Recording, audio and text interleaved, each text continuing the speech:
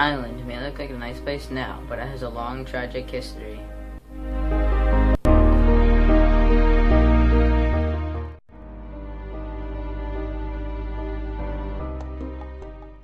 In 1441, two Portuguese men named Anteo Goncalves and Nuno Tristão captured 12 African slaves from Mauritania, Africa, starting the Transatlantic slave trade.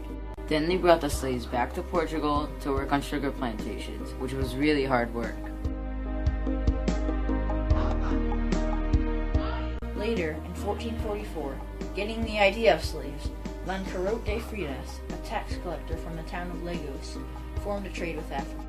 Later that year, Lancarote de Freitas goes to Africa and captures 235 slaves and brings them back to his hometown. On January 8, 1454, Pope Nicholas V issues Romanus Pontifex, a papal bull granting the Portuguese a perpetual monopoly in trade with Africa. Spain ignores the bull and starts to take slaves from Africa as well. Since there were so many slaves, they could trade in huge numbers. In 1476, Carlos de Villela of Castile brings back 400 slaves to Spain. To make it even worse, Diogo Caio discovered the Congo River, which was later a major transportation route of slaves. But other people, such as King Edward IV of England, did not agree that Negroes should be treated that way. Between 1481 and 1486, Diogo de Azambuja built Elmina Castle in Mauritania. In the 16th century, due to the need of slaves in the New World, it becomes the most substantial and most notorious of the slave trade ports. Between 500 and 1,000 men and women were brought into the castle's dank rooms that had very little light and were very small spaces. The rooms were also covered in human waste. Many of the slaves were ill. Slaves could also live there for weeks or months at a time.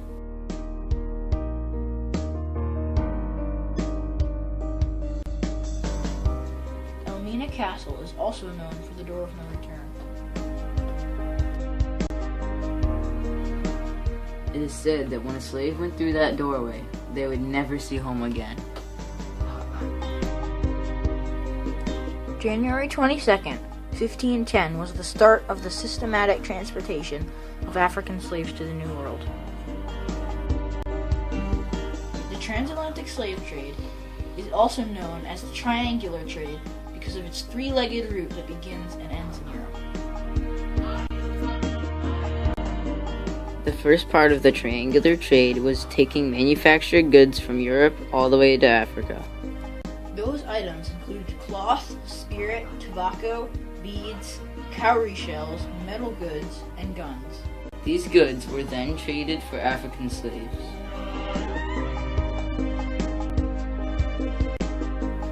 The second part of the triangular trade, known as the Middle Passage, was bringing slaves to the Americas. The journey between Africa and the Americas usually lasted between 2 and 3 months. Chained down with no room to move, Africans were forced to make the journey under terrible conditions, such as being ill, naked, or dehydrated. The horrible conditions of captivity resulted in the deaths of estimated 1.5 to 2 million Africans en route to the New World. The third and final stage of the triangular trade involved the return to Europe with the produce from the slave labor plantations: cotton, sugar, tobacco, molasses, and rum. Over 40% of Africans entered the U.S. through the port city of Charleston, South Carolina, the center of the U.S. slave trade. On August 18, 1518, Charles V grants Lorenzo de Gouravat permission to bring 4,000 African slaves into New Spain. Later, in 1524, 300 African slaves were taken to Cuba to work in the gold mines.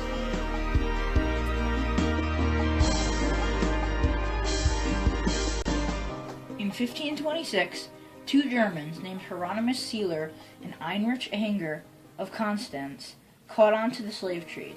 On November of 1528, a slave called Esteban becomes the first African slave to step foot on the New World. In 1580, King Henry of Portugal died. Spain and Portugal are then united under the rule of Philip II, Spain becomes the most important colonial power and the largest participant in the slave trade. In the 360 years between 1500s and the end of the slave trade in the 1860s, at least 12 million Africans were forcibly taken to the Americas, then known as the New World, to European settlers. This largest forced migration in human history relocated some 50 ethnic and linguistic groups.